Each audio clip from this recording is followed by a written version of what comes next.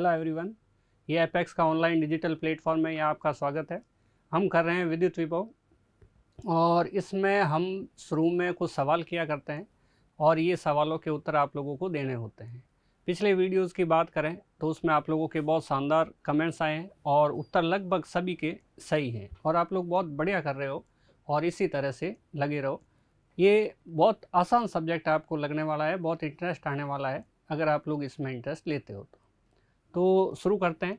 पहला हमारा क्वेश्चन है, यदि विद्युत फलन V = 3x plus 4x plus 3y volt हो तो 2,1 बिंदु है, ये x कोऑर्डिनेट हो गया, ये y कोऑर्डिनेट हो गया, इसको x, y जैसे ले सकते हैं हम, और सभी बिंदुओं पर बिंदु पर विद्युत क्षेत्र की तीव्रता और परिणाम ज्ञात कीजिए।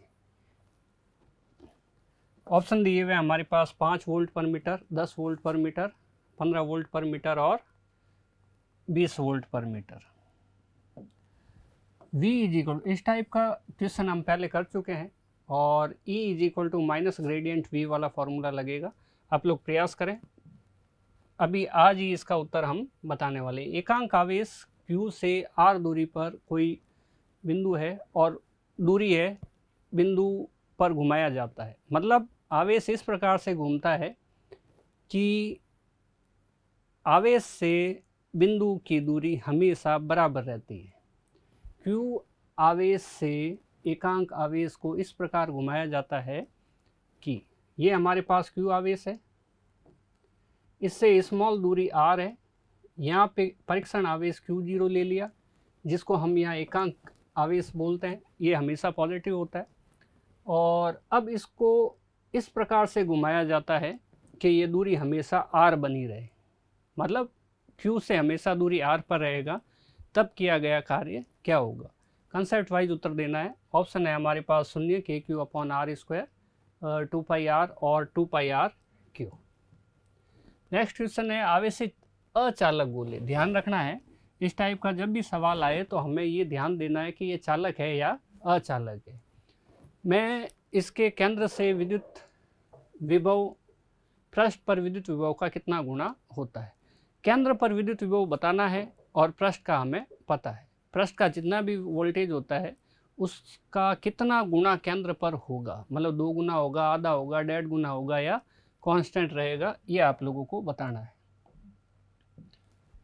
1 मेगा इलेक्ट्रॉन वोल्ट में कितने जूल होते हैं। मेगा हमारे आया हुआ है पहले, और 1 मेगा होता है 10⁶। इसको जूल में चेंज करना है, आंसर क्या आएगा देखते हैं।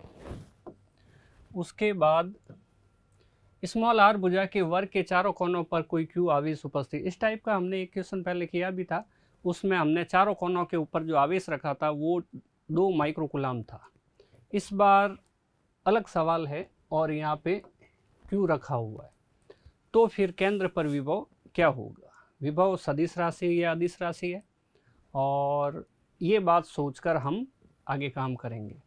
नेक्स्ट क्वेश्चन है हमारे पास, एक स्थान पर विद्युत विभव -15 वोल्ट है और दूसरे स्थान पर विद्युत विभव V वोल्ट है, मतलब 2 बिंदु है A और B, जिसके ऊपर A के ऊपर मान लो -15 है और B के ऊपर V है -15 वोल्ट। तो इसको हम V1 ले लेते हैं और इसको हम V2 ले लेते हैं, इस तरह से दिया हुआ है। और यदि 6 कूलाम के आवेश को पहले स्थान से, मतलब इधर से इधर हम ले जा रहे हैं, किसको, 6 कूलाम। ध्यान रखना है, कई बार यहाँ पे माइक्रो कूलाम भी दे देते हैं, तो बात ध्यान रखने की है। 6 कूलाम दिया हुआ है, स्थान से दूसरे स्थान तक ले जाने में कितने जूल कार्य करना पड़े। ले जाने पर कुछ वैल्यू माननी पड़ेगी, यहाँ पे बताएंगे अभी। और तो V का मान ज्ञात करो। यहाँ पे हम ऐसे मान सकते हैं भाई 6 जूल कार्य करना पड़ रहा है, तो फिर कितना होगा, वोल्टेज V का मान कितना हो जाएगा, ठीक है। या विभव का मान बताएंगे, कार्य का मान बताएंगे, तभी हो पाएगा ये। आगे है हमारे पास 20 कूलाम। आवेश को एक बिंदु A से B तक ले जाने में 0.2 मीटर दूरी के लिए किया गया कार्य 2 जूल है, मतलब 20 कूलाम का आवेश है और इसको हम एक बिंदु ए से दूसरे बिंदु बी तक ले जाते हैं, उसमें कार्य कितना करना पड़ेगा ये ध्यान रखना है, 2 जूल। तो विभवांतर का मान बताना है। इस सवाल के लिए हमें 4 ऑप्शन दिए हुए हैं और 0.5V, 1V, V का मतलब वोल्ट, 2 वोल्ट और 0.1 वोल्ट। और यहाँ पे जो कार्य नहीं दिया हुआ है उस कार्य को हम 150 जूल ले लेते हैं। इस कार्य को हम कितना ले लेते हैं, 150 जूल ले लेते हैं। तो 150 जूल लेने पर इसका आंसर क्या आएगा आप लोगों को निकालना है। इसका आंसर हम इसी टॉपिक के अंदर इसी के साथ आज ही उत्तर देने वाले हैं। इसके बाद हम एक नया टॉपिक करते हैं, किसी विद्युत द्विध्रुव को समविद्युत क्षेत्र में घुमाने में किया गया कार्य क्या होगा। तो हेडिंग लगाते हैं पहले, किसी विद्युत द्विध्रुव को समविद्युत क्षेत्र में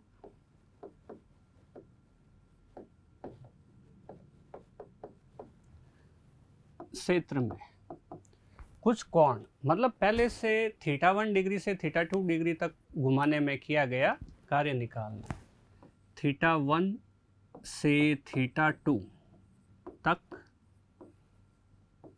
घुमाने में कार्य ज्ञात करना है। समविद्युत क्षेत्र वो होता है जिसमें सभी बिंदुओं पर विभव का मान समान रहता है, और समविभव क्षेत्र वो होता है जहाँ पे सभी बिंदुओं पर विभव का मान समान रहता है। विद्युत क्षेत्र एक सदिश राशि है और विद्युत विभव एक अदिश राशि। ये छोटी छोटी बातें हमें ध्यान रखने की है। और विद्युत क्षेत्र की बात करें तो विद्युत क्षेत्र को हम सीधी समांतर रेखाओं से प्रदर्शित कर सकते हैं। और ये भी ध्यान रखना है कि इनके बीच की दूरी कितनी रहनी चाहिए, बिल्कुल बराबर रहनी चाहिए।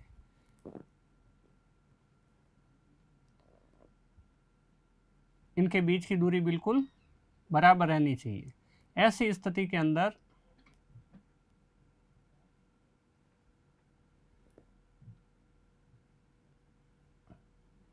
ये है हमारे पास समविभव। ये जो रेखाएं बन रही है ये सम विद्युत क्षेत्र को प्रदर्शित कर रही है। ये जो रेखाएं बन रही है वो सम विद्युत क्षेत्र को प्रदर्शित कर रही है। ये रेखाएं बिल्कुल सीधी और समांतर है। ये रेखाएं बिल्कुल सीधी और समांतर है। सीधी और समांतर होने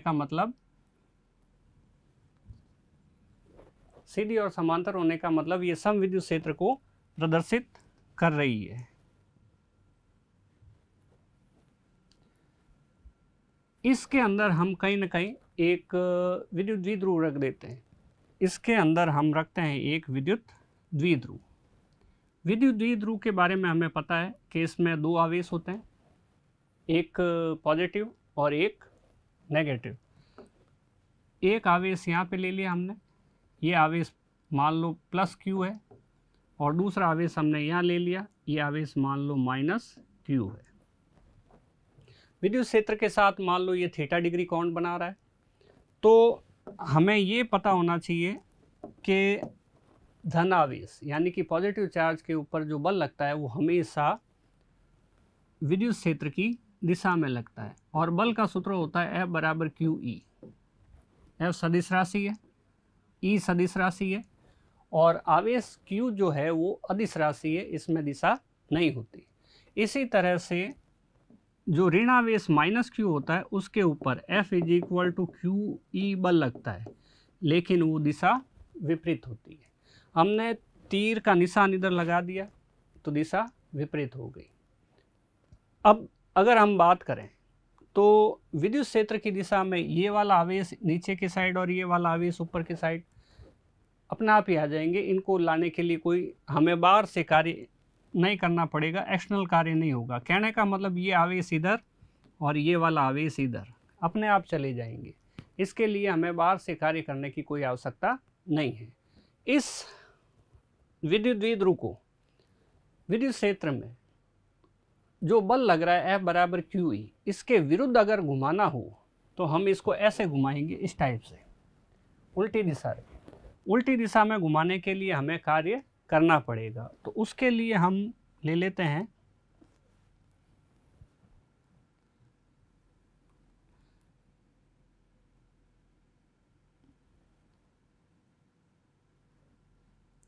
ये हमारे पास विद्युत द्विध्रुव है। हमने क्या काम किया है कि इसको विद्युत द्विध्रुव जो पहले ये विद्युत क्षेत्र के साथ थीटा डिग्री का कोण बना रहा था, ये विद्युत क्षेत्र की दिशा है, इसके साथ ये थीटा 1 डिग्री का कोण बना रहा था, लेकिन अब ये कितना कोण बना रहा है, थीटा 2 डिग्री का कोण बना रहा है। हमने क्या किया, इसको इधर घुमा दिया तो ये वाला भाग इधर हो गया।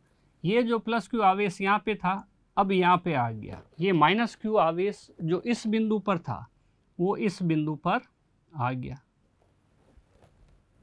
तो ये जो हमने इसको घुमाया है, हमने इसको इस टाइप से घुमाया है, इसको ऊपर की ओर और इसको नीचे की ओर, इस टाइप से घुमाया है। तो हमने विद्युत क्षेत्र के या विद्युत बल के विरुद्ध कार्य किया है। और कार्य का सूत्र हमें पता है कि W बराबर बल इंटू विस्थापन होता है, बल इंटू विस्थापन। अगर मान लो कोई कार चल रही है या खड़ी है, मान लो कार खड़ी है, हम पीछे से धक्का देते हैं तो इसके अंदर जो विस्थापन होगा ds या s जो भी कुछ होगा वो रेखीय विस्थापन होगा, वो रेखीय विस्थापन होगा। लेकिन अगर हमारे पास मान लो एक पंखा है या ये कुछ है, इसको हम घुमाने का प्रयास करें, इसको इधर और इसको इधर करने का प्रयास करें, जैसे हम पंखा घुमाते हैं तो इस टाइप का प्रयास करें, तो इसके अंदर जैसे बल लगा है वैसे ही इसके अंदर बल आघूर्ण कार्य करेगा। और जिस तरह से इसमें रेखीय विस्थापन थीटा हुआ है, रेखीय विस्थापन ds हुआ है, वैसे इसमें कोणीय विस्थापन होगा। जैसे ये घूमा तो ये थीटा हो जाएगा, ये अगर घूम के इधर आया तो कोण कितना हो जाएगा, थीटा हो जाएगा। तो ये जो थीटा कोण होगा उसके कारण इसमें जो कार्य होगा W बराबर बल इंटू विस्थापन, जबकि इसमें कार्य होगा W बराबर बल आघूर्ण इंटू विस्थापन की जगह कोणीय विस्थापन। हम यहाँ पे बात ये बता रहे हैं कि रेखीय विस्थापन की ही तरह कोणीय विस्थापन में भी बातें होती है। यहाँ पर W इज इक्वल टू, ये रेखीय गति के लिए है, और टॉर्क और विस्थापन की जगह थीटा ये कोणीय गति के लिए है। कौन सी गति के लिए, कोणीय गति के लिए। तो रेखीय गति के अंदर बल इंटू विस्थापन आता है, कोणीय गति के अंदर बल आघूर्ण यानी कि टॉर्क इंटू विस्थापन डी थीटा आता है। तो ये बात हमें ध्यान रखने की है। इसका दूसरी लैंग्वेज में मतलब ये भी होता है कि जो काम रेखीय गति में बल करता है वही काम घूर्णन गति के अंदर कौन करता है, बल आघूर्ण टॉर्क करेगा। और जो काम रेखीय गति के अंदर विस्थापन S करेगा वही काम घूर्णन गति के अंदर बल आघूर्ण थीटा कोणीय विस्थापन, जो काम रेखीय विस्थापन S करता है सेम टू सेम काम कोणीय विस्थापन थीटा करता है। तो इस आधार पर हम कार्य की गणना कर सकते हैं। तो जो बल लगा है वो है हमारे पास F बराबर Q, इस बात को हमें ध्यान देना है। और विस्थापन हमने कहाँ से कहाँ तक किया, विस्थापन हमने किया है थीटा 1 से लेके थीटा 2 तक किया है। यानी कि ये वाला जो कोण बनेगा, ये वाला जो कोण बनेगा, ये कोण अपने पास थीटा आ गया। अगर हम बोलें कि भाई विस्थापन कहाँ से कहाँ हुआ है तो थीटा तक हुआ है। और थीटा की वैल्यू क्या है, थीटा की वैल्यू है हमारे पास theta is equal to theta 2 minus theta 1, ऐसे भी कह सकते हैं। घुमाना कहाँ से स्टार्ट किया, थीटा 1 से स्टार्ट किया, घुमाया कहाँ तक, थीटा 2 तक घुमाया। ये छोटी छोटी बातें हैं, हमें इनके ऊपर ध्यान रखना है, ध्यान देना है इनके ऊपर। अब dW बराबर क्या होगा, कार्य बराबर क्या होगा। कार्य बराबर होता है बल इंटू विस्थापन, और बल है हमारे पास बल आघूर्ण की तरह, क्योंकि ये कोणीय गति है, घूर्णन गति है, और घूर्णन गति के अंदर बल आघूर्ण अपन लेंगे टॉर्क, और विस्थापन लेंगे डी थीटा। और डी थीटा की वैल्यू क्या है? ये डी थीटा की वैल्यू है हमारे पास थीटा 1 से थीटा 2 तक, यानी कि थीटा 2 माइनस थीटा 1। तो देखते हैं, तो विद्युत क्षेत्र में विद्युत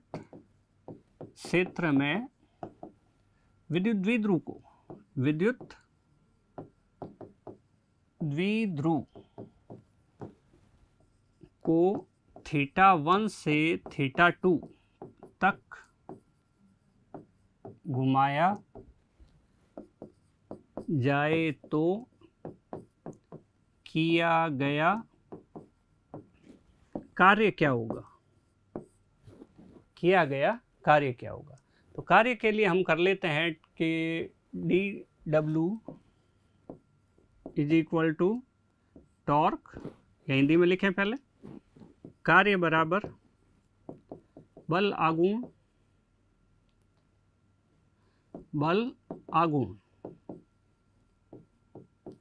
इंटू कोणीय विस्थापन। कोणीय विस्थापन क्या चीज है यहाँ पे? D theta. और बल आघूर्ण क्या है? बल आघूर्ण है हमारे पास टॉर्क। तो हम यहाँ लिखते हैं डी डब्ल्यू is equal to torque into d theta. ये हमारे पास कार्य का एक छोटा सा अल्पांश है। मान लो कि हम यहाँ से यहाँ तक आए, तो ये टोटल कार्य है थीटा 1 से थीटा 2 तक। अगर उसका छोटे छोटे अल्पांश लेते हैं, छोटे छोटे भाग लेते हैं, तो हम यहाँ पे डी डब्ल्यू लिखते हैं और कोण की जगह भी डी थीटा लिखते हैं।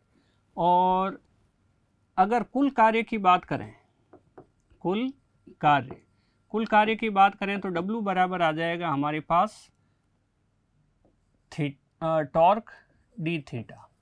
कार्य हमेशा किसी न किसी के विरुद्ध होता है, किसी न किसी बल के विरुद्ध होता है।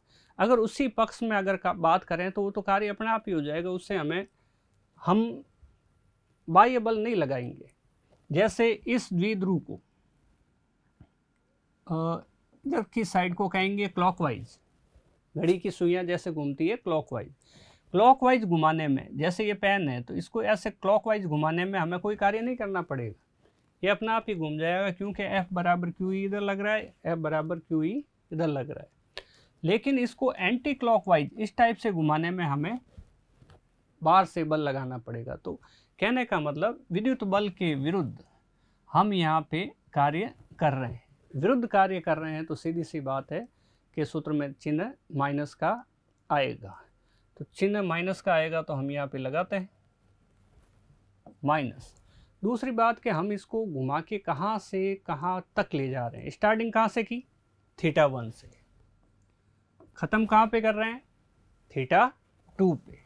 ये थीटा 2 पे ख़त्म कर रहे हैं। तो इस तरह से ये हमारे पास कार्य का एक सूत्र आ गया। टॉर्क का मान रखेंगे, टॉर्क का मान हमारे पास होता है PE साइन थीटा, ये हम पिछले चैप्टर के अंदर पढ़ चुके हैं। और P है विद्युत द्विध्रुव आघूर्ण, और E है हमारे पास विद्युत क्षेत्र की तीव्रता। तो W बराबर हमारे पास हो गया, पहले लिखते हैं ये मान क्या लिखना है, यहाँ पर टॉर्क इज इक्वल टू क्या है? Minus PE sine theta. ये फॉर्मूला हमारे पास पहले से है, पहले वाले चैप्टर से। तो ये जब मान इसके अंदर रखेंगे तो W बराबर हमारे पास होगा माइनस PE साइन थीटा, और साथ में ये वाला डी थीटा, थीटा 1 से थीटा 2 तक। अब यहाँ पे P क्या है? P है विद्युत द्विध्रुव आघूर्ण। सूत्र क्या होता है? दोनों में से विद्युत द्विध्रुव के दो आवेश होते हैं, दोनों में से एक आवेश का परिमाण और इंटू दोनों आवेशों के बीच की दूरी। हो सकता है हम दोनों आवेशों के बीच की दूरी 2a लेते हैं, तो फॉर्मूला बन जाएगा q इंटू 2a। अगर ये दूरी 2l लेते हैं तो फॉर्मूला बन जाएगा q इंटू 2l। और अगर कई बार लेते हैं कि Q इंटू एल ही लेते हैं दोनों आवेशों के बीच की दूरी, ये प्लस Q है, ये माइनस Q है, दोनों आवेशों के बीच की दूरी कितनी ली है, R ली है, तो R लिख देंगे, L ली है तो L लिख देंगे। जैसी दूरी हम यहाँ पे काउंट करते हैं, कंफ्यूज नहीं होता है। क्या होता है, कई बार कुछ जगह पर A लिखा हुआ होता है तो हम A से उसको पढ़ लेते हैं, फिर नेक्स्ट टाइम जब L लिखा हुआ आता है तो अपन परेशान हो जाते हैं कि भाई ये L क्यों है। तो दूरी है, दूरी को किस तरह से लिया हुआ है, ये विद्युत क्षेत्र की तीव्रता है। W हमारे पास ये हो गया प्लस, W हमारे पास हो गया plus P E sine theta D theta, समाकलन थीटा 1 से थीटा 2 तक, बिल्कुल नॉर्मल बात है, P बदलेगा नहीं, बार ले लो कांस्टेंट है, E सम विद्युत क्षेत्र है इसलिए कांस्टेंट है, थीटा 1 से थीटा 2 तक हमने कार्य किया है sine theta D theta. Sine theta का हमें समाकलन याद रखना पड़ेगा। समाकलन के बारे में बात करें तो हमें थोड़ी सी प्रैक्टिस कर लेनी चाहिए। W is equal to p e, उस लाइन को, पीछे वाली लाइन को एक बार वापस लिख देते हैं, और साइन थीटा डी थीटा। ये कुछ छोटे मोटे सूत्र है जो हमें बेसिक की तरह से याद कर लेना चाहिए, और बेसिक चीज़ें हैं ये, जैसे अवकलन किस प्रकार से करते हैं, छोटे मोटे जो बार बार काम आते हैं, ऐसी चीज़ों को अगर हम अलग से एक इम्पॉर्टेंट पॉइंट या इम्पॉर्टेंट टॉपिक के हिसाब से अगर इनको हम कर लेते हैं तो ये बातें हमें बड़े आराम से समझ में आ जाती है। और मान लो कि भाई 11th में आप लोगों ने किया हुआ है, वो काफ़ी टाइम हो गया है, वापस हम उसको प्रैक्टिस नहीं कर पाए हैं, और उसको अगर वापस प्रैक्टिस कर ले में थोड़ा सा, तो ये चीज़ें हमें बड़े आराम से समझ में आ जाएगी। जैसे अभी कई लोगों को प्रॉब्लम आ रही होगी कि साइन थीटा का समाकलन क्या होगा, तो यहाँ पे ये टॉपिक टिपिकल बन जाता है। किसकी वजह से, कि छोटे से सूत्र हमें याद नहीं है, उसकी वजह से। दूसरी बात, जिन लोगों को ये याद आ रहा है कि साइन थीटा का समाकलन क्या होगा, उनके लिए बड़ी आसान सी बात होती है। तो हम लोगों को ये चीज़ें ध्यान में रखनी है, और इन छोटे छोटे सूत्रों को एक अलग जगह, अलग पेपर के ऊपर कुछ क्रम वाइज बना के, पॉइंट बना के, उनको टाइम टू टाइम इनको याद करने का है। तो यहाँ पे हमारे पास साइन थीटा का जो समाकलन होता है वो होता है माइनस कॉस थीटा। ये एक फॉर्मूला है जिसको हमें याद रखना है। लिमिट आ गई थीटा 1 से थीटा 2 तक। साइन थीटा का समाकलन क्या होगा, साइन थीटा का समाकलन होगा माइनस कॉस थीटा, बस इतना सा है। अब यहाँ पे एक पॉइंट काम आता है जो हम पहले भी एक बार ले चुके हैं। वो पॉइंट हमारे पास है कि ये हम लिखते हैं, देखो कॉस थीटा, हम चाहते हैं माइनस नहीं लिखें, तो माइनस नहीं लिखें तो उसके लिए हमें क्या करना पड़ेगा, सोचो।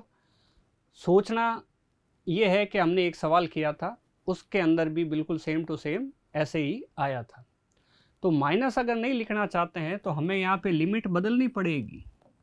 यहाँ पे ऊपर 1 और नीचे 2 लिखना पड़ेगा। यहाँ पे देखो नीचे 1 है, इसको ऊपर लिखेंगे और ऊपर वाली लिमिट को नीचे लिखेंगे।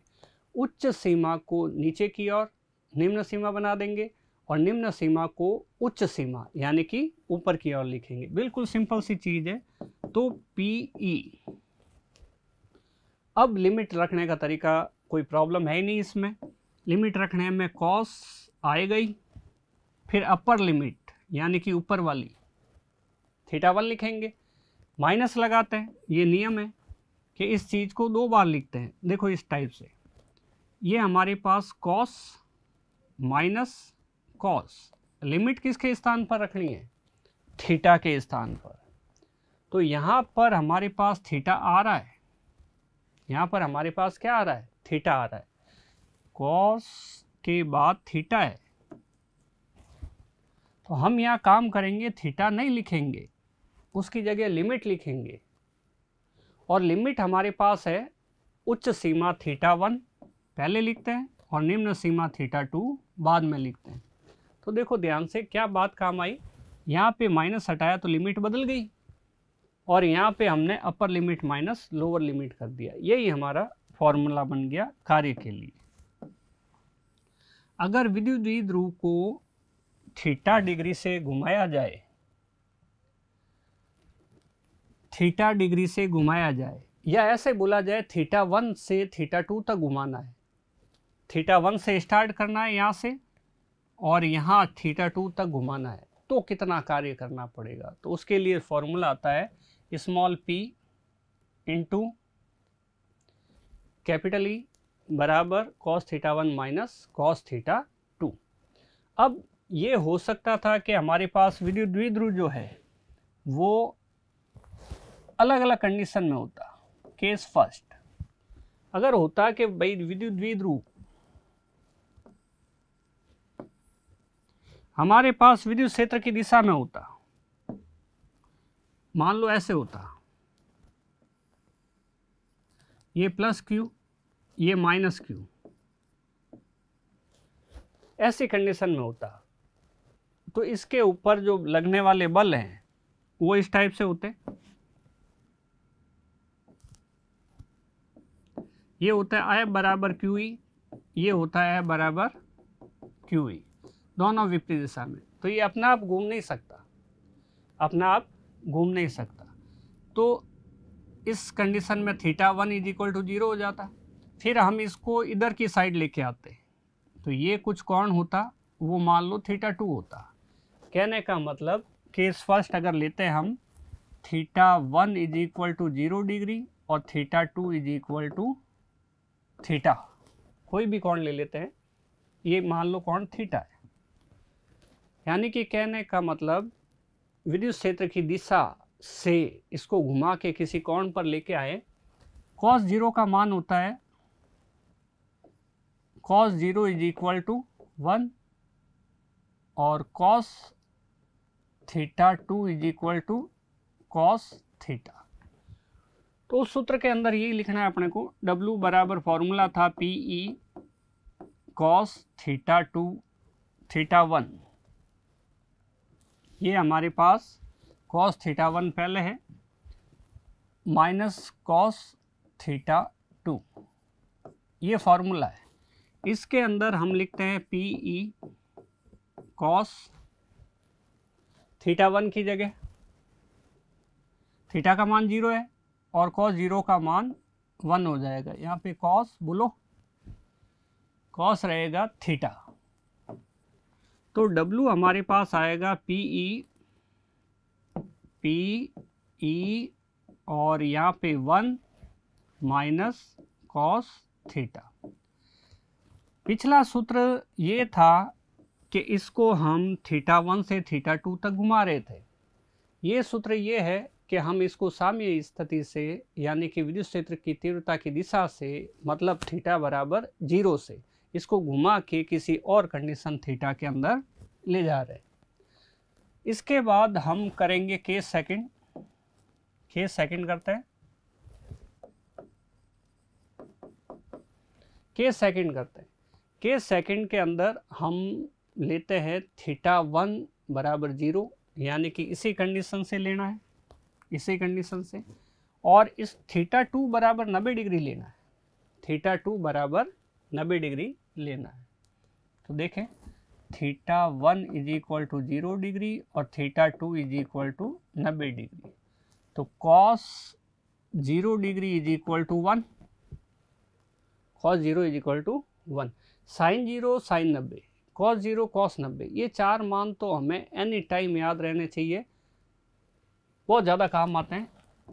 cos theta 2 is equal to cos theta करते हैं, थीटा 2 की जगह थीटा नहीं 90 करना है, तो हम यहाँ पे 90 करते हैं, और cos 90 का मान कितना होता है?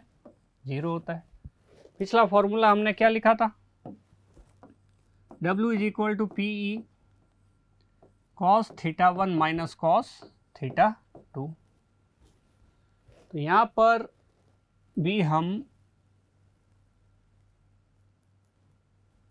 पर भी हम क्या काम करते हैं? मान रखते हैं। तो W बराबर हमारे पास हो जाएगा PE कॉस थीटा 1 की जगह 1 और थीटा 2 की जगह 90 और कॉस 90 का मान 0। तो ये हमारे पास W बराबर आ जाएगा PE। अगर हम इसे साम्य अवस्था से 0 डिग्री से 180 डिग्री तक घुमाएं तो कार्य कितना करना पड़ेगा। ये अलग अलग कंडीशन कर रहे हैं हम। तो अगली कंडीशन है हमारे पास theta 2 case third. Case third लेते हैं हम। Theta 1 is equal to 0 degree और कॉस 0 बोलो कितना है, और theta 2 is equal to 180 degree और कॉस 180 डिग्री कितना है, कॉस 0 का मान 1, कॉस 180 का मान -1। अगर याद नहीं रहते तो हमें इस टाइप से काम करना चाहिए। इस चीज़ को याद रख लो ताकि आप लोगों को 0, 90 के मान में कभी कन्फ्यूजन नहीं हो। यहाँ पे हम लेते हैं साइन 0 इज इक्वल टू 0 होता है। तो ये x है तो यहाँ पे भी साइन 180 इज इक्वल टू भी 0 होगा। 0 है तो पूरी x पर ही 0 होगा। साइन 90 इज इक्वल टू 1 होता है। साइन 90 का मान कितना होता है, 1 होता है। तो ये y अक्ष पॉजिटिव है तो इधर की साइड y अक्ष क्या होगी, नेगेटिव होगी। y अक्ष नेगेटिव होगी तो यहाँ पे साइन 270 डिग्री होता है तो -1 हो जाएगा। भाई यहाँ पे कौन 0 है, ये 90 डिग्री है, ये 90 प्लस 90 180 है, ये 90 प्लस 90 प्लस 90 270 है। ये 4 बार 90 जोड़े तो वापस 360 आ जाता है। साइन 360 इज इक्वल टू वापस 0। इस अक्ष पे जितने भी मान आएंगे साइन के सब 0 ही होंगे। कलर चेंज करके हम कॉस के मान भी लिख देते हैं। ये जो एक्स अक्ष है इसके ऊपर कॉस अगर 0 की बात करें तो वो 1 हो जाएगा। कॉस 0 की बात करें तो 1 हो जाएगा और कॉस 90 की बात करें तो 0 हो जाएगा। y अक्ष के ऊपर कॉस का मान 0 रहता है। अब यहाँ पर कॉस 180 डिग्री, यहाँ पे 1 है तो सीधी बात है यहाँ पे -1 रहेगा और यहाँ पे 0 है तो यहाँ पे कॉस 270 इज इक्वल टू 0 रहेगा। तो ये साइन कॉस के 0 और 180 वाले मान 0 और 90 वाले फिर भी याद रह जाते हैं। कभी कभार बच्चे कंफ्यूज हो जाते हैं 180 में, तो हमें ध्यान रखना चाहिए। ये वाली बातें अगर हम ध्यान रखते हैं तो हमें बहुत आराम से बातें याद भी रह जाएगी, समझ में भी आ जाएगी। W का सूत्र हमारे पास है W is equal to PE cos theta 1 minus cos theta 2, cos theta 1 minus cos theta 2। तो W का ये थीटा के मान रख देते हैं, थीटा के मान रख देते हैं। W बराबर PE, बोलो कॉस थीटा 1 की वैल्यू कितनी, थीटा 1 बराबर 0 है और कॉस 0 की वैल्यू 1 है,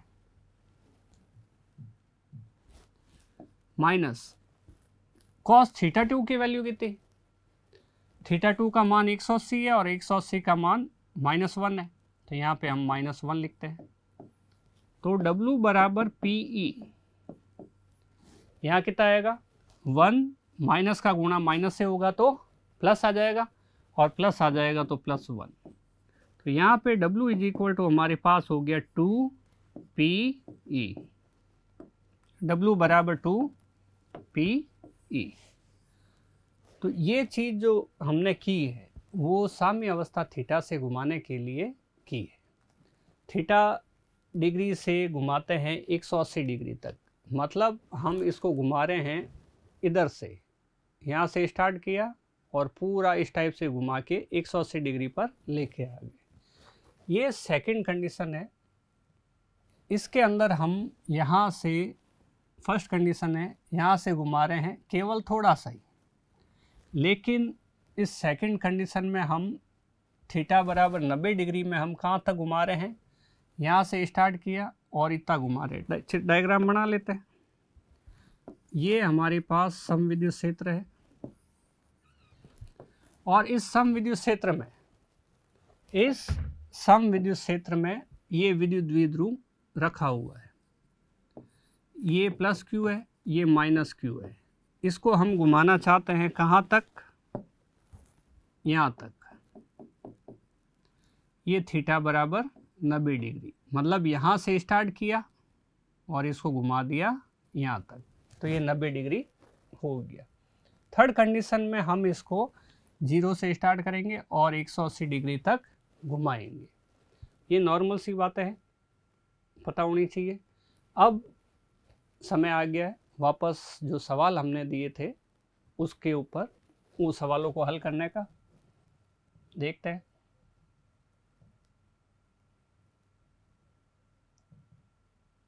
ये पहला सवाल है, v बराबर 4x प्लस 3y और 2,1 का मतलब x कोऑर्डिनेट 2 दिया हुआ, y कोऑर्डिनेट 1 दिया हुआ है। तो इसके ऊपर हमें इसका मान ज्ञात करना है। ये सवाल हम पहले भी कर चुके हैं इस टाइप का, लेकिन ये सवाल दूसरा है, चेंज है, कुछ मान अलग है। वहाँ पे हमें केवल x कोऑर्डिनेट दिया था, यहाँ पे x और y 2 दिए हुए हैं, दोनों में अंतर है। तो फॉर्मूला वही, E is equal to minus gradient v या E is equal to minus dv upon dr। ऐसे भी नहीं लिखे है तो E is equal to minus इसके 3 भाग del v upon del x I cap plus del v upon del x की जगह y j कैप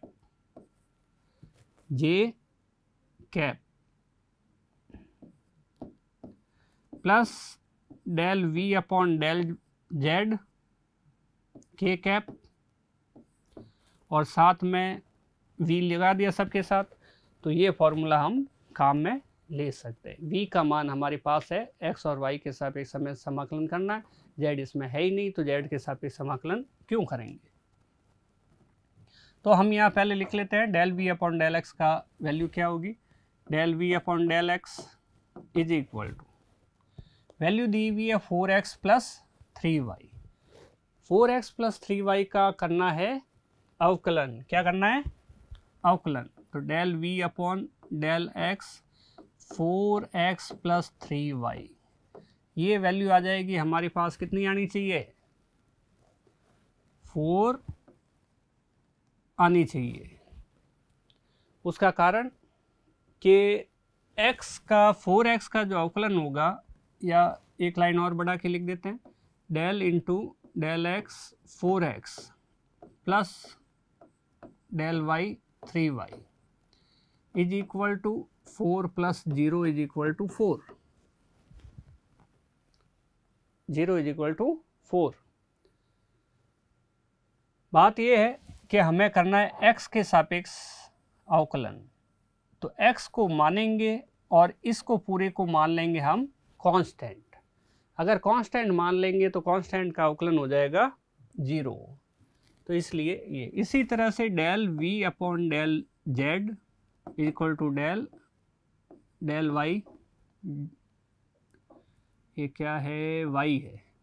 और यहाँ करेंगे 4x plus 3y, 4x plus 3y और इज इक्वल टू ब्रैकेट खोल के लिखें 4x प्लस x नहीं है, y है, और यहाँ पे डेल y और 3y। यहाँ पे इसकी उल्टी बात होगी, जस्ट यहाँ पे y है, इस बार हमें समाकलन किसके सापेक्ष करना है? y के सापेक्ष करना है। तो ये वाला पद काउंट होगा, ये कांस्टेंट हो जाएगा और कांस्टेंट का अवकलन कितना हो जाएगा? 0 हो जाएगा। मतलब यहाँ पे x क्या है? कांस्टेंट है और कांस्टेंट का अवकलन 0 हो जाएगा। इसका तो 0 हो जाएगा और 3y का हो जाएगा 3। तो ये आंसर आ जाएगा 3। सेम इसी तरह से del v upon del z, किसी टाइप का सवाल हो करना ऐसे ही है, ठीक है, मान कुछ भी दिए हो। v की वैल्यू रखते हैं 4x प्लस 3y। v की वैल्यू क्या रखी हमने 4x प्लस 3y। दोनों के साथ डेल z लगाते हैं, 4x के साथ भी डेल z लगाते हैं, 3y के साथ भी। अब यहाँ पे वैसी ही बात है, सेम टू सेम, यहाँ पे z के सापेक्ष हमें क्या करना है, अवकलन करना है। और z नहीं है यहाँ पे x है और y है, तो x भी कांस्टेंट के रूप में लिया जाएगा, y भी कांस्टेंट के रूप में लिया जाएगा। तो x और y जब दोनों ही कांस्टेंट हो गए तो दोनों का जो अवकलन होगा वो कितना हो जाएगा, 0 हो जाएगा। तो ये भी 0 प्लस ये भी 0 बराबर 0। तो दोनों चीज़ हमारे पास आ गई है, 0 प्लस 0 इज इक्वल टू 0। तो ये सारे मान इस समीकरण के अंदर रख देते हैं, नीचे वाली में मान हमने निकाल लिए। तो E is equal to minus del v upon del x की वैल्यू 3i कैप ना 4i cap plus del v upon del y की वैल्यू j के साथ, y की वैल्यू है 3, किसके साथ, j के साथ, प्लस थर्ड है हमारे पास del v upon del z, उसकी वैल्यू आई 0 और लिखना है हमें k के साथ 0 k। तो ये हमारे पास आ गया E इज इक्वल टू, ये वेक्टर में minus 4i plus 3j, minus ही लगा देते हैं ब्रैकेट खोल के, 3j, 0 को लिखने की ज़रूरत नहीं, 0 को लिखने की ज़रूरत नहीं है, j कैप। तो अब अगर इसका परिमाण निकालना हो तो परिमाण के लिए हमारे पास है E vector mod is equal to root of -4 का स्क्वायर प्लस -3 का स्क्वायर। 4 का स्क्वायर होता है 16 और 3 का स्क्वायर होता है 9। ये हमारे पास हो गया 25 और 25 का अंडर रूट कितना, 25 का रूट आ जाएगा 5, अंडर रूट 25 और 25 का आ जाएगा 5, मात्रक हो जाएगा वोल्ट पर मीटर। तो आंसर देखते हैं क्या चीज़ है इसमें। आंसर आया हमारे पास 5 वोल्ट पर मीटर। विद्युत क्षेत्र है उसका मात्रक हो जाएगा वोल्ट पर मीटर। तो ये आंसर हमारा सही हो जाएगा, ये वाला फर्स्ट 5 वोल्ट पर मीटर। तो देखो यहाँ पे हमें अवकलन का छोटा सा बेसिक कंसेप्ट अगर याद है तो ये सवाल में कोई प्रॉब्लम नहीं है। नेक्स्ट क्वेश्चन लेते हैं हम। एक एकांक आवेश को q आवेश से स्मॉल r दूरी पर, इसका मतलब है कि एक बिंदु आवेश q है और इससे स्मॉल दूरी पर कोई दूसरा आवेश q0 है जिसको हमने परीक्षण आवेश लिया है, एकांक आवेश लिया है। इस एकांक आवेश को उस मूल आवेश के चारों ओर हम घुमाते हैं। तो अगर हम इसको बड़े ध्यान से देखें तो ये एक वृत्ताकार पथ बन जाता है, एक वृत्ताकार पथ बन जाता है और ये वृत्ताकार पथ बनेगा।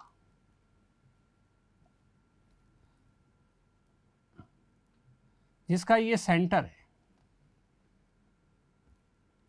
ये सेंटर है और इस सेंटर के ऊपर ये आवेश रखा हुआ है जिसका नाम है Q और ये दूरी स्मॉल r होगी। और अगर ये यहाँ पे इस पे घूमता है तो ध्यान से देखें, दूरी कभी नहीं बदलेगी, दूरी हमेशा स्मॉल r ही रहेगी, चाहे इधर भी है तो r है, इधर भी है तो r है, इधर भी है तो r है। किधर भी आवेश घूमेगा तो उसकी दूरी सेंटर से बराबर रहेगी, पहली बात। दूसरी बात, हमारे पास इस आवेश का परिमाण नहीं बदलेगा। Q है, Q0 को चारों तरफ चक्कर लगाएगा, आवेश का परिमाण थोड़ी बदलेगा। और विभव के सूत्र की बात करें तो विभव का सूत्र है हमारे पास V is equal to KQ upon R। और अगर दूरी की बात करें तो ये सारे पॉइंट जो है समान दूरी पर है तो आर सेम है, दूरी समान होने पर। दूसरी बात, हमारे पास क्यू सेम होगा, क्यू जीरो नहीं, क्यू की बात कर रहे हैं, जो सेंटर में रखा हुआ आवेश है उसकी बात कर रहे हैं। तो अगर क्यू सेम होगा तो अब हम क्या करेंगे कि V is equal to K Q upon are. तो ऐसी कंडीशन में V इज इक्वल टू नियत रहेगा, नियत रहेगा। तो अगर इन बिंदुओं के नाम दे देते हैं हम, A B C D इस टाइप से नाम दे देते, तो हम देखते हैं कि सभी बिंदुओं पर विभव के मान क्या रहेंगे, समान रहेंगे, नियत। तो VA बराबर VB बराबर VC बराबर VD, VA बराबर VB बराबर VC बराबर VD बराबर V बराबर नियत। अर्थात इन सब बातों का एक छोटा सा आसान शब्दों में उत्तर है कि ये समविभव पृष्ठ प्राप्त होता है। और समविभव पृष्ठ पर किया गया कार्य क्या होता है, समविभव पृष्ठ पर कार्य होता है W बराबर Q into V2 minus V1, या हम लिख सकते हैं VB माइनस VA, एक ही बात है। VA का मान भी V है और VB का मान भी V है, तो V minus V is equal to Q और जीरो। जीरो का अगर किसी संख्या से गुणा करते हैं तो कितना उत्तर आता है, वो भी हमारे पास जीरो ही आता है। तो इस टाइप से हमारे पास जीरो हो गया। उसके बाद अगला सवाल है हमारे पास अचालक गोले। यहाँ ये ध्यान देना है, थोड़ी सी लापरवाही से कन्फ्यूजन हो जाता है, क्या चीज़ कि चालक है गोला या अचालक है, कंसेप्ट हमें ध्यान रखना है। तो इसके लिए हमारे पास अचालक गोला है, अचालक गोला है। तो हमने इसके लिए विभव का सूत्र निकाला था के Q upon are cube 3r square minus r square, ये एक फॉर्मूला हम निकाल चुके हैं। तो इसके लिए आप लोगों को दिया हुआ है केंद्र पर, केंद्र जो होता है उस पर r is equal to zero होता है, केंद्र से दूरी केंद्र पर जीरो ही होगी।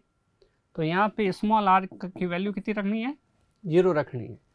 अगर ऐसा हम करते हैं तो सेंटर पे, सेंटर का मतलब VC is equal to K Q upon are cube 3r square minus zero is equal to K Q upon are cube into R square. Zero को लिखने की जरूरत नहीं, आर स्क्वायर से आर स्क्वायर कैंसिल हो जाएगा, फॉर्मूला आएगा के क्यू अपॉन आर, ये 3 और ये 2 लिखा है, या 2 आएगा फॉर्मूले में। तो ये आ गया, तो ये वाला 3 आगे आ गया और ये वाला 2 नीचे है ही है। तो ये V सेंटर है, C का मतलब सेंटर है, तो हम इसको हिंदी में लिख देते हैं केंद्र 3/2। ये जो फॉर्मूला होता है के क्यू अपॉन कैपिटल R का, ये होता है V सतह का, सरफेस का, तो ये V सतह। तो जो 3/2 है, 3 में 2 का भाग देंगे, 3/2 इज इक्वल टू होता है 1.5। इसका मतलब केंद्र पर विद्युत विभव का मान कितना होगा, जो मान सतह पर है, जो मान सतह पर है उसका 3/2 गुना होगा। 3/2 गुणे का मतलब क्या कि 1.5 गुना 1.5 गुना होगा। तो इसका आंसर देखें क्या होना चाहिए, इसका 1.5 गुना, इसका ए आंसर राइट होना चाहिए। इसके बाद 1 मेगा इलेक्ट्रॉन वोल्ट में कितने जूल होते हैं, आसान सा सवाल है, बस मेगा का मान याद होना चाहिए। और 1 मेगा इलेक्ट्रॉन वोल्ट, मेगा की वैल्यू होती है 1 तो 1 है ये वाला, मेगा की वैल्यू होती है 10⁻6 और इलेक्ट्रॉन की वैल्यू होती है इंटू 1.6 इंटू 10⁻−19। वी है, वी एक प्रकार का कार्य है, एकांक धनावेश को विद्युत क्षेत्र में किसी बिंदु तक लाने में किया गया कार्य। तो ये हो गया। अब इन दोनों को सॉल्व कर लेते हैं। 1.6 इंटू 10 की घात -19, ये प्लस की घात है +6, तो इनको सॉल्व करने पर आ जाएगा 1.6 एक मेगा इलेक्ट्रॉन वोल्ट 1.6 इंटू 10 की घात -19। 19 + 6 कितना होता है? 13। 19 माइनस का है, 6 प्लस का है, तो 13 आ जाएगा। और मात्रक इसका जूल हो जाएगा, तो ये देखना पड़ेगा 1.6 19 से ये नहीं होगा, प्लस का 13 है या माइनस का 13 है, बड़े ध्यान से देखना पड़ेगा। तो यहाँ पे आ रहा है हमारे पास माइनस का 13, तो आंसर हो जाएगा 1.6, बी राइट है। तो काफ़ी लोगों ने कमेंट बिल्कुल सही किए हैं। किसी कारणवश हम आपके जो कमेंट्स आते हैं उनके उत्तर तुरंत नहीं दे पाते, लेकिन हम सारे कमेंट्स आपके पढ़ते हैं। और अभी वर्तमान समय में आपके कल और परसों के जो कमेंट्स देखे हैं उनकी संख्या तेज़ी से बढ़ी है। आप लोगों ने बड़े इंटरेस्ट से वीडियो देखा है और समझने का प्रयास किया है। फिर हमारे पास अगला सवाल है, स्मॉल आर भुजा के वर्ग के कोने पर क्यू आवेश स्थित है, तो केंद्र पर विद्युत विभव क्या होगा? ये इस टाइप का एक क्वेश्चन हम पहले कर चुके हैं, वो अलग क्वेश्चन था, ये अलग है, लेकिन थोड़ा बहुत कंसेप्ट इसमें मिलता भी है। ये हमारे पास आवेश है 4, और 4 आवेशों को हम वर्ग के कोनों पर रखे हुए।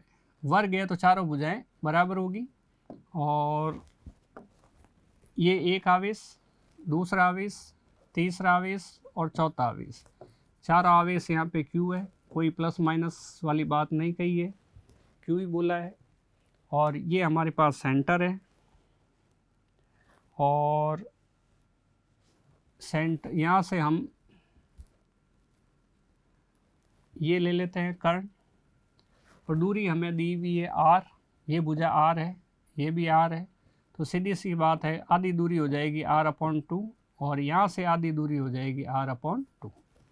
देखें, ये अगर यहाँ से यहाँ तक r है तो ये भी यहाँ से यहाँ तक r होगी, और ये हो जाएगी r/2। क्या लगाएंगे अब कर्ण निकालने के लिए? ये वाला यहाँ से O A, ये M ले लेते हैं, A B C D ये ले लेते हैं, तो O A M में त्रिभुज O A M में, त्रिभुज O A M के अंदर हम पाइथागोरस लगाएंगे। पाइथागोरस लगाएंगे, बोलो। रूट ऑफ OA बराबर, यानी कि कर्ण बराबर अंडर रूट ऑफ आधा r² प्लस लंब स्क्वायर लगाने वाले हैं। बहुत आसान चीज़ है, r/2 का होल स्क्वायर प्लस r/2 का होल स्क्वायर। ये आ जाएगा r²/4 इंटू 2 बार है और 2 से कट जाएगा, ये आ जाएगा r/√2। ठीक है, आसान सी बात है, 2 से 2 कट गया, नीचे 2 है, 2 इंटू r²/4, 2 से 4 कटा, नीचे 2 रहा, 2 का अंडर√2 हो गया। ठीक है, तो ये दूरी आ गई हमारे पास r/√2, तो सारी दूरियां r/√2 ही होगी, ये भी r/√2 और ये भी r/√2। तो इस तरह से ये हमारे पास r/√2 आया। तो v = v1 + v2 + v3 + v4 अदिश राशि है, इसलिए तो v = 4, v डैश ले लेते हैं, इसको 4v कर लेते हैं। v dash = 4 kq/r। v की वैल्यू कितनी? kq/r। r क्या है? डिस्टेंस है, और वो हम निकाल चुके हैं। कितनी निकाली है? ये डिस्टेंस हमने निकाली है r/√2, तो इसकी जगह हम लिखेंगे r/√2। तो ये अंडर√2 ऊपर आ जाएगा, तो v डैश = हो जाए 4√2 kq/r। ये फाइनल आंसर हो गया।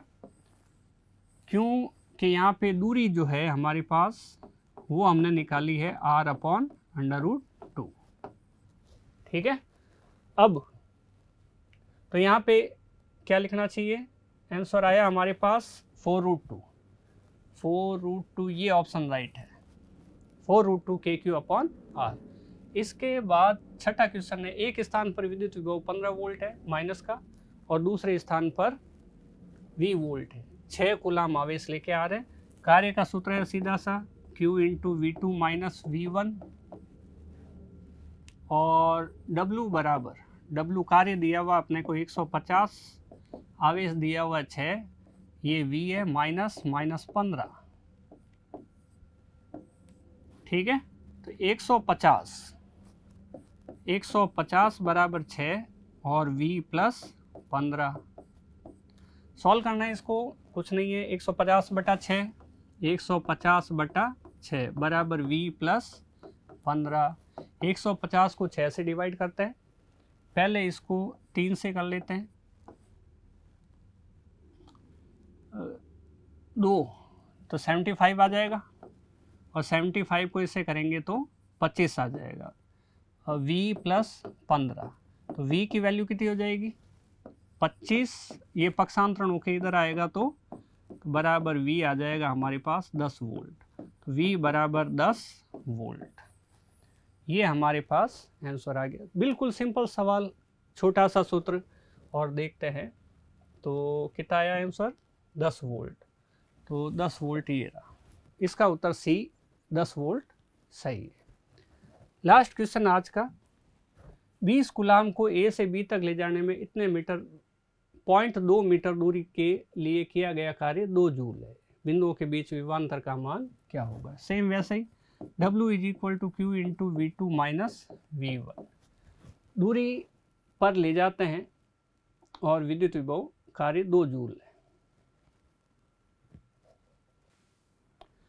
तो यहाँ पे हमें Q की जो वैल्यू दी हुई है, Q का मान दिया हुआ है, वो दिया हुआ है Q = 20 कूलाम, ठीक है, और W दिया हुआ है हमें 2 जूल, तो W = दिया हुआ है 2 जूल। ये हमारे पास है विभवांतर, ये हमें ज्ञात करना है, इसको हम ΔV लिख सकते हैं। तो यहाँ पे हम लिख देते हैं